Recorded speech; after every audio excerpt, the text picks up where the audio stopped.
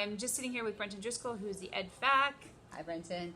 And he's going to tell me a little bit about how he schedules EAs, his capacity as an EA, what he thinks the role of the EA is, what he thinks the role of the teacher is, and what he thinks the role of the case manager is. All right. So one of the main ways that we distribute our EAs here at Canby is based upon we have certain students that have exceptional needs, like either medical conditions or safety plans. And so work and safety necessitates us to make sure they're always covered. So when I look at the beginning of a day, we have about 11 EAs currently this year, and we have them already split up into which classes that need the most support during that time.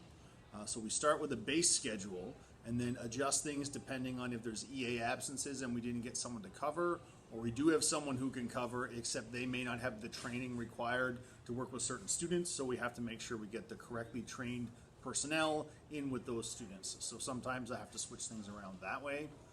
If we have extra coverage because there's a student away who normally gets a lot of EA coverage, we have a list of other classes that we could use the coverage for. So I just go to my secondary list and start filling in until we get them all distributed best we can. Amazing. So thank you for that. That's really interesting. I didn't know that about the special training. In your capacity as the Ed Fac, like, what are your responsibilities? Like, what do you do either as a case manager or in your position? You do the scheduling? Right. So as Ed Fac, you're sort of like the liaison for the department. So it's my job to stay in touch with the administration to make sure we're all on the same page with what we're doing. In addition to that, there's financial responsibilities for our budget for our department. So I'm responsible for ordering all the supplies that we need and keeping track of the money coming in and money going out and making sure that everything stays within our budget.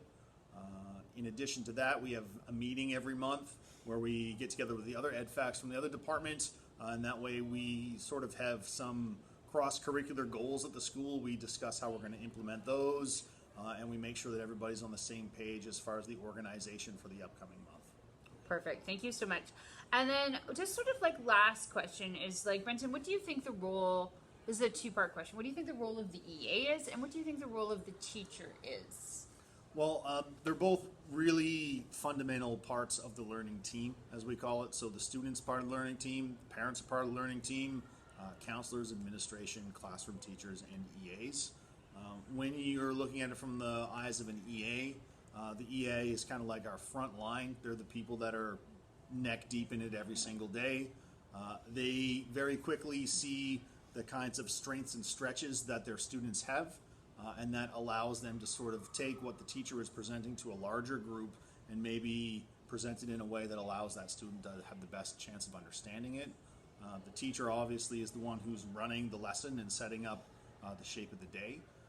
What I have found is a lot of the times the teachers will have what they have in place for the class, and then the EAs will be responsible for helping that teacher make the adjustments that are required for those students. At our school, the EAs and the teachers tend to be really good at communicating, which is really key, because anytime there are two adults in the room, if they both have different ideas of what the end goal are, that can be a difficult situation.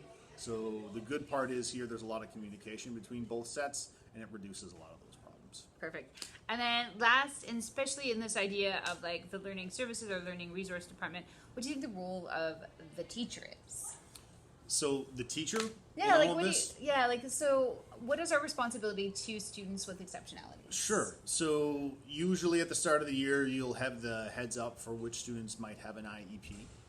A lot of what's contained in the IEP are little suggestions for ways you can get rid of obstacles that come in the way of learning that don't affect the outcome of the learning. So when you're swamped with a group of 30 kids and you have all these different people that are trying to share your attention, it's really easy for students to fall through the cracks. Some students are really good at falling through the cracks, and it makes it even more difficult for them.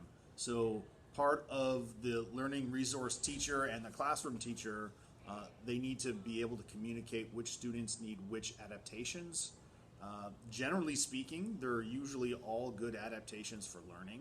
It's just they may be even more necessary for certain students. And so the purpose of the IEP is to point out those places where we know they're going to struggle ahead of time, So we don't have to wait 6 months to realize, oh, this is not working, what should we do? It gives us a chance to do that right off the bat.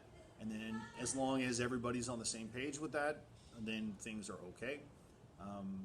Sometimes there is a difference in opinion over what we feel should be happening in the class and what the teacher feels should be happening in the class. But that's where communication's key. Again, you just need to sit down and talk with them, let them know what it is you're presenting to them. But in the end, the teacher is responsible for how their class is being taught. And so it's really important that we give them that sort of autonomy and not try and force what we think on them. It's way better when everybody works on it together instead of like against each other. Amazing. Okay. Thank you for your time. Bye.